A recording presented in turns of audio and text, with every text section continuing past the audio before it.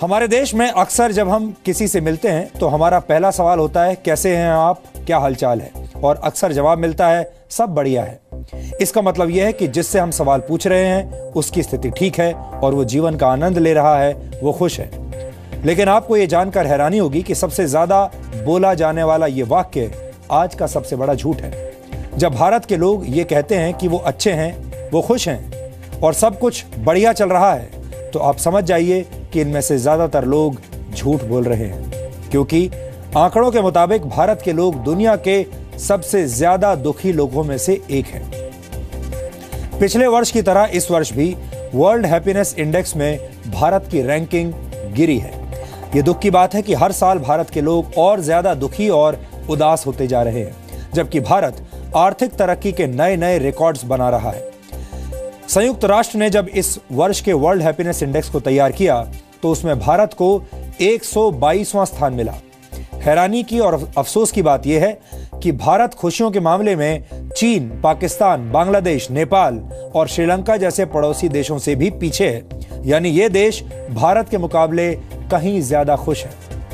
इस इंडेक्स में भारत की रैंकिंग पिछले 4 वर्षों में लगातार गिरी है, लगातार कम हुई है।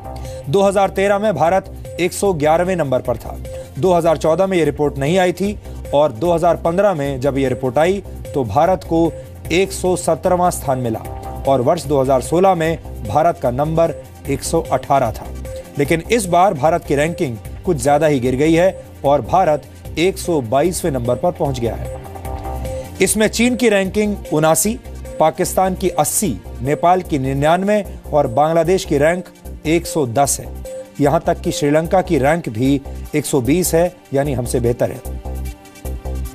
लेकिन आपको जानकर दुख होगा कि सिर्फ श्रीलंका और बांग्लादेश को छोड़कर भारत के बाकी पड़ोसी देशों की रैंक बेहतर हुई है। पिछले वर्ष चीन की रैंक 83 थी, पाकिस्तान 92वें नंबर पर और नेपाल 107वें नंबर पर था। आपको अच्छा लगे या बुरा, लेकिन सच यही है कि पाकिस्तान के लोग भारत के मुकाबले कहीं ज्यादा खुश हैं। इस इंडेक्स में पाकिस्तान की रैंक 12 अंक बेहतर हुई है। दुनिया का सबसे खुश देश है नॉर्वे, जबकि डेनमार्क दूसरे और आइसलैंड तीसरे नंबर पर है।